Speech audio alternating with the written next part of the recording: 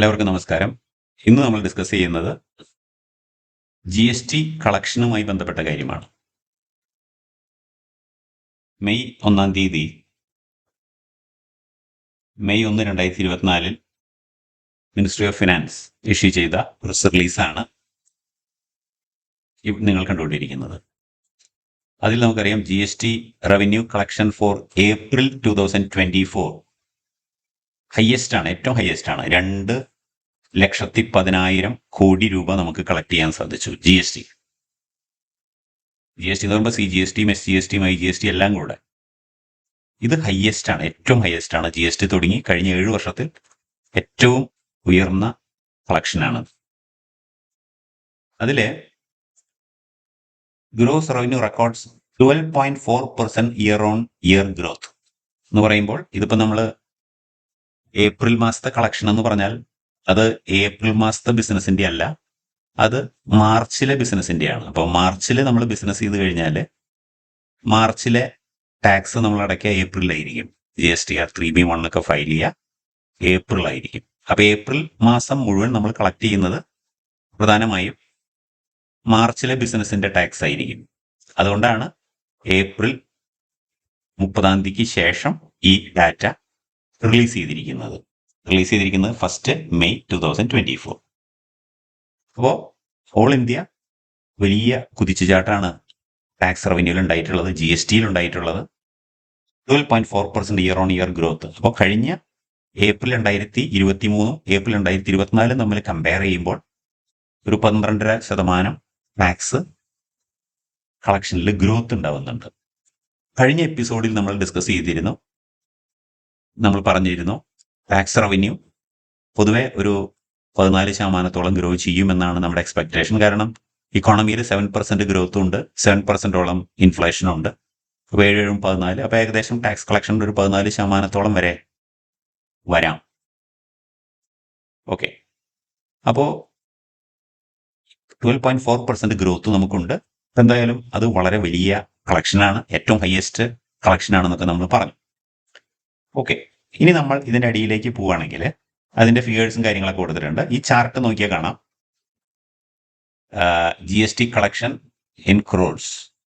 ഇതിപ്പോൾ ഏപ്രിൽ മാസത്തെ കളക്ഷനാണ് പറയുന്നത്. ഏപ്രിൽ അത് കാണാൻ പറ്റുന്നുണ്ടോയെന്ന് അറിയില്ല. ഏപ്രിൽ കഴിഞ്ഞ കൊല്ലം, അതായത് ഏപ്രിൽ 2023 1,87,35,000 കോടി കളക്ട് ചെയ്ത സ്ഥാനത്ത് ഇപ്പം നമ്മൾ കളക്ട് ചെയ്യുന്നത് 2,10,00,000 അതുകൊണ്ടാണ് നമ്മൾ പറഞ്ഞത് 12.4% ഗ്രോത്ത് ഉണ്ടായിട്ടുണ്ട് എന്നുള്ളത് ടാക്സ് കളക്ഷനിൽ. കമ്പാരിറ്റീവ്ലി ഹയർ കളക്ഷൻ, കഴിഞ്ഞ കൊല്ലത്തിനേക്കാൾ ഹയറാണ്. ഇനി നമ്മൾ സ്റ്റേറ്റ് വൈസ് ഗ്രോത്ത് നോക്കുകയാണെങ്കിൽ, state wise growth of GST revenue during April മാസം കളക്ട് ചെയ്യുന്നത് എന്ന് പറയുമ്പോൾ നമുക്കറിയാം അത് മാർച്ചിലെ ടാക്സ് ആയിരിക്കും. അതുകൊണ്ടാണ് ഇങ്ങനെ എഴുതിയിരിക്കുന്നത്. പിന്നെ എത്ര ശതമാനം ഗ്രോത്ത് ഉണ്ടെന്നാണ് എഴുതിയിരിക്കുന്നത്. ഓൾ ഇന്ത്യ നല്ല ഗ്രോത്ത് ആണുള്ളത്, ഓൾ ആർ ഹാപ്പി. അപ്പോൾ നമുക്ക് കേരളത്തിന്റെ സ്ഥിതി എന്താണെന്ന് നോക്കാം. കഴിഞ്ഞ എപ്പിസോഡിൽ ഞാൻ പറഞ്ഞിരുന്നു, ഫെബ്രുവരിയിലെ ഡാറ്റ കളക്ഷനൊക്കെ നോക്കുമ്പോൾ നമ്മൾ ഏകദേശം 10% ഗ്രോത്ത് ആണ് നമുക്ക് ഉണ്ടായിരുന്നത്. ഇപ്പൊ നമ്മൾ നോക്കുമ്പോൾ കേരളത്തിന്റെ കളക്ഷൻ വരുന്നത്, കേരള 9% ഗ്രോത്ത് ആണല്ലോ. അപ്പോൾ കുറച്ച് കുറയാണ് ചെയ്തത്. കഴിഞ്ഞ മാസം 10% ഗ്രോത്ത് ഉണ്ടായിരുന്നു എന്ന് പറഞ്ഞാൽ ഫെബ്രുവരിയിലെ പഴയ കൊല്ലവും ഇക്കൊല്ലവും തമ്മിൽ കമ്പയർ ചെയ്യുമ്പോൾ 10% ഉണ്ടായിരുന്നത് ഇപ്പൊ നമ്മൾ കമ്പയർ ചെയ്യുമ്പോൾ 10 എന്നുള്ളത് 9 കുറഞ്ഞിരിക്കുകയാണ്. മറ്റ് സംസ്ഥാനങ്ങളുമായിട്ട് കമ്പയർ ചെയ്യുമ്പോൾ കഴിഞ്ഞ എപ്പിസോഡിൽ ഞാൻ പറഞ്ഞിരുന്നു, കേരളത്തിനോട് ചേർന്ന് കിടക്കുന്ന തമിഴ്നാട്, കർണാടക, ആന്ധ്ര അവരുടെയൊക്കെ ഗ്രോത്ത് റേറ്റ് നമ്മളെക്കാൾ വളരെയധികം കൂടുതലായിരുന്നു. ചിലർക്ക് 16%, ചിലർക്ക് 24%, അങ്ങനെ വലിയ ടാക്സ് 19%, അങ്ങനെ വലിയ ഗ്രോത്ത് അവർക്കുണ്ട്. പക്ഷെ ഈ മാസം, അതായത് ഏപ്രിൽ മാസം നമുക്ക് 9% കിട്ടി. കഴിഞ്ഞ മാസം നമുക്ക് 10% കിട്ടിയിരുന്നു. അത് കുറച്ചും കൂടിയും കുറഞ്ഞു. പക്ഷെ അവർക്ക് കുറഞ്ഞിട്ടുണ്ട്, അവർക്ക് വളരെയധികം കുറഞ്ഞിട്ടുണ്ട്. അവർക്ക് തമിഴ്നാടിന് 6%, അതുപോലെ തന്നെ ആന്ധ്രയ്ക്ക് 12%, കഴിഞ്ഞ പ്രാവശ്യത്തിനേക്കാൾ ഒരുപാട് കൂടുതലുണ്ടായിരുന്നു. അതുപോലെ തന്നെ കർണാടകയ്ക്ക് 9%. അപ്പൊ ഇതെന്ന് മനസ്സിലാവുന്നത് കഴിഞ്ഞ വർഷം കേരളത്തിനായിരുന്നു ഏറ്റവും കുറവ് മറ്റ് അടുത്തുള്ള സംസ്ഥാനങ്ങളെ സംബന്ധിച്ച് നോക്കുകയാണെങ്കിൽ. പക്ഷേ ഈ പ്രാവശ്യം നമ്മൾ കുറച്ചും കൂടി ഭേദമാണ്. പക്ഷേ നമ്മൾക്ക് തന്നെ കഴിഞ്ഞ കൊല്ലം കിട്ടിയ ഗ്രോത്തിനേക്കാൾ കുറവാണ്. അപ്പൊ അത് നമുക്ക് വളരെ അപകടകരമായിട്ടുള്ള ഒരു കാര്യമാണ്. നമുക്ക് ടാക്സ് റവന്യൂ ഇത്ര കിട്ടിയാൽ പോരാ. കാരണം കേരളം ഒരു കൺസംഷൻ സ്റ്റേറ്റ് ആണ്. നമ്മളധികം പ്രൊഡക്ഷൻ ചെയ്യുന്നില്ല. അപ്പോൾ നമ്മൾ കൺസ്യൂമേഴ്സ് ആണ്. അപ്പോൾ കൺസംഷൻ ബേസ്ഡ് ഇക്കോണമിയാണ് കേരളത്തിന്റെ. അങ്ങനെ വരുമ്പോൾ ടാക്സ് റവന്യൂ മറ്റു സംസ്ഥാനങ്ങളെക്കാൾ കൂടേണ്ടതാണ്.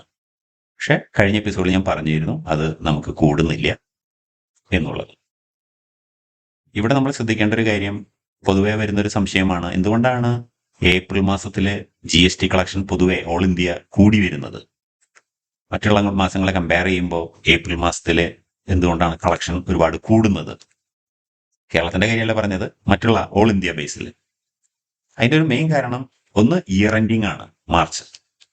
ഞാൻ നേരത്തെ പറഞ്ഞ ഏപ്രിലിലെ കളക്ഷൻ എന്ന് പറഞ്ഞാൽ അത് മാർച്ചിലെ ടാക്സ് ലൈബിലിറ്റി ആണ്. അത് നമ്മൾ ഏപ്രിൽ അടയ്ക്കുന്നേ ഉള്ളൂ. അപ്പോൾ ഏപ്രിൽ കളക്ട് ചെയ്യുന്ന ടാക്സ് ശരിക്കും മാർച്ചിലെയാണ്. അപ്പൊ മാർച്ച് ഒരു ഇയർ എൻഡിങ് ആകുമ്പോൾ പൊതുവെ ഒരുപാട് ബില്ലിങ്ങുകളും എല്ലാം നടക്കും. ഇയർ എൻഡ് ബില്ലിങ്ങുകളൊക്കെ ഒരുപാട് ഉണ്ടായിരിക്കും. അത് കാരണം പൊതുവെ മാർച്ച് മാസത്തിൽ ലൈബിലിറ്റി കൂടും. അതാണ് ഏപ്രിലിലെ ടാക്സ് കളക്ഷനിൽ പ്രകടമാവുന്നത്. ഇപ്രാവശ്യം അതുപോലെ തന്നെ മറ്റൊരു കാര്യമുള്ളത്, ഒന്ന് ഇലക്ഷനുമായി ബന്ധപ്പെട്ട ചെലവുകൾ ഒരുപാട് വരുന്നുണ്ട് ഓൾ ഇന്ത്യ. അപ്പോൾ ഇലക്ഷനിൽ ഒരുപാട് പൈസ സ്പെൻഡ് ചെയ്യുന്നത് കൊണ്ട് അവിടെയും ടാക്സ് കളക്ഷൻ കൂടും. പിന്നെ മറ്റൊരു കാര്യമുള്ളത്, ഈ മാർച്ച് മാസം കഴിഞ്ഞാൽ പൊതുവെ ട്രാവലിംഗ്, ടൂർ ആൻഡ് ട്രാവലിംഗ് ഒരുപാട് കൂടും. വെക്കേഷനൊക്കെ വരുന്നു. അപ്പം അതിനും ഒരുപാട് റൂം ബുക്കിംഗ് ആയാലും ഫ്ലൈറ്റ് ടിക്കറ്റ് ബുക്കിംഗ് ആയാലും ഒക്കെ നടക്കുന്നത് ഈ സമയങ്ങളിലായിരിക്കും. അപ്പം അതൊക്കെ ഈ ടാക്സ് റവന്യൂ കൂടാനായിട്ടുള്ള ചില കാരണങ്ങളാണ്. അപ്പോൾ ഇതൊക്കെയാണ് നമ്മുടെ ഏപ്രിലിലെ ടാക്സ് റവന്യൂ കൂടാനുള്ള കാരണം. അപ്പോൾ നമ്മൾ ശ്രദ്ധിക്കേണ്ട ഒരു കാര്യം, ഓൾ ഇന്ത്യ ഇത്രയധികം ടാക്സ് റവന്യൂ കൂടുതൽ കിട്ടിയിട്ടും കേരളത്തിന് വലിയൊരു ഗ്രോത്ത് ഉണ്ടാവുന്നില്ല എന്ന് മാത്രമല്ല, നമുക്ക് കുറയാണ് ചെയ്യുന്നത്, കാര്യമായിട്ട് കൂടുതലൊന്നുമില്ല. അപ്പോ അത് പ്രത്യേകം പഠനവിധേയമാക്കേണ്ടതാണ്. മാത്രമല്ല, പൊതുവെ GST all India tax collection കൂടുമ്പോൾ പൊതുവെ ഒരു ടെൻഡൻസി ഉണ്ടാവും, ടാക്സ് റേറ്റ് കുറയ്ക്കാനുള്ള ഒരു ടെൻഡൻസി GST കൗൺസിലിന് ഉണ്ടാവാം. കാരണം ടാക്സ് റവന്യൂ ഒരു പരിധി വിട്ട് കൂടുതൽ വരുമ്പോൾ കൂടുതൽ ടാക്സ് റേറ്റ് ഉള്ള പ്രൊഡക്റ്റുകളുടെ ടാക്സ് റേറ്റ് കുറയ്ക്കാനോ അല്ലെങ്കിൽ മറ്റു തരത്തിൽ റേറ്റ് റേഷണലൈസേഷൻ വഴി എന്തെങ്കിലും കൺസെഷൻ കൊടുക്കാനോ ഒക്കെ സാധ്യത കൂടുതലാണ്. അതേസമയം ടാക്സ് കളക്ഷൻ കുറവാണെങ്കിൽ പിന്നെ ടാക്സ് റവന്യൂ കൂട്ടുന്നതിനെ പറ്റിയാണ് ചിന്തിക്കുക.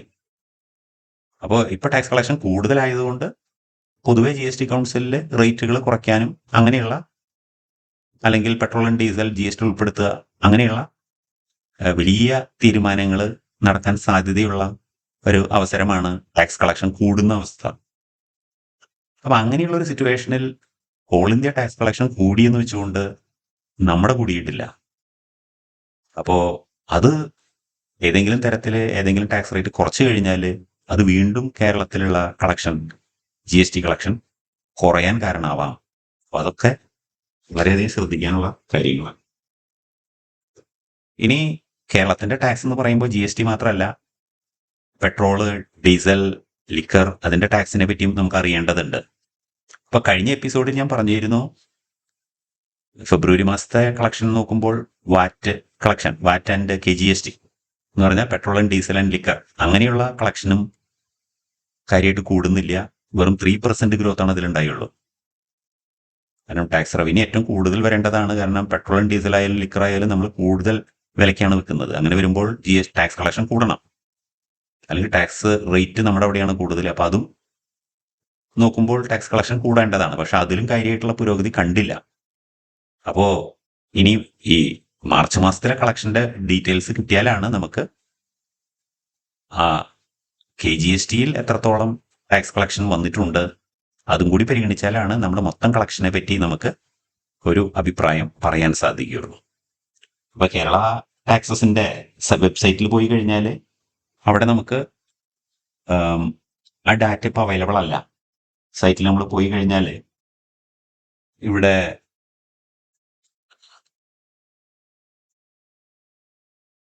അതിന്റെ സൈറ്റിലെ ഡാറ്റ അവൈലബിൾ അല്ല. ഇതിപ്പോ കേരള ഗവൺമെന്റിന്റെ സൈറ്റാണ്.